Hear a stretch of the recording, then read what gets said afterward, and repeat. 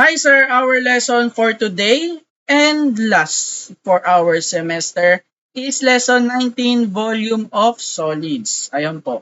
Let's have an example na agad sir para mas maintindihan natin yung ating lesson. Determine the required radius for cylindrical steel tank. Top is a half open with a minimum total surface area knowing that it can hold 10,000 cubic centimeters of oil. Bali yung ating volume dyan sir ay yung ating 10,000. Let's have a solution. Solution natin sir ay yung ating V is equal to pi r squared h. Yung ating h po ay yung ating height. Ito po yung kanyang unang formula. Yung ating volume po ay 10,000 is equal to pi r squared h. Ibababa lang po natin siya sir para ayun po yung magiging formula ng ating height. 10,000 over pi r squared. Ayan na po yung ating formula ng ating cylinder na top is a half open. Yung ating 2 pi r height plus 1.5 pi r squared. Dahil naging ganyan po ang kanyang formula dahil nakatop is half open lang po. Distribute lang po natin si h. Yung ating formula ng h kaya po siya meron 10,000 pi r squared. Kaya is equal to 2 pi r times 10,000 2 pi r squared plus 1.5 pi r squared. Ayan po. I-multiply lang po natin si 2 kay 10,000 kaya 20,000 na po siya. Tapos yung ating pi r naman po ay makakancel po yung tig-isa po nila. Kaya ang natira na lang po ay r. Ayan. Kaya po ay 20,000 over r plus 1.5 pi r squared.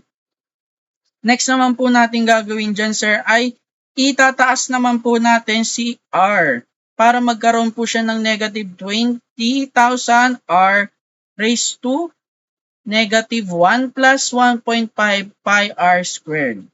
Next naman po natin gagawin sir ay i-multiply natin yung ating 1.5.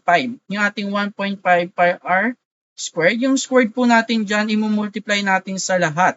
Kaya po siya magiging negative 20,000 r negative squared plus 3 pi r. Ayan.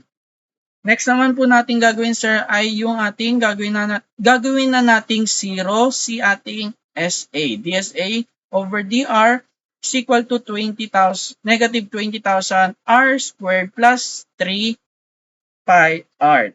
Ayan.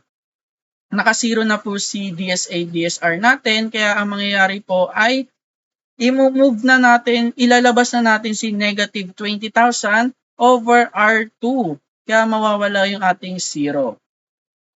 Ayan po yung ating kinalabas sa negative 20,000 over R2 is equal to 3 pi R. Tapos ibababa lang po natin si 3 pi R.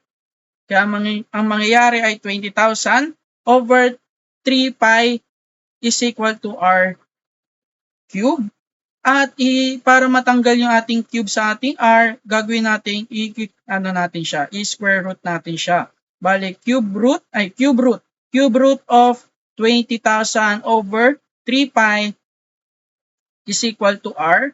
And ika-calculate lang po natin yan sir at yung kinalabasan po niya ay 12.850 centimeter.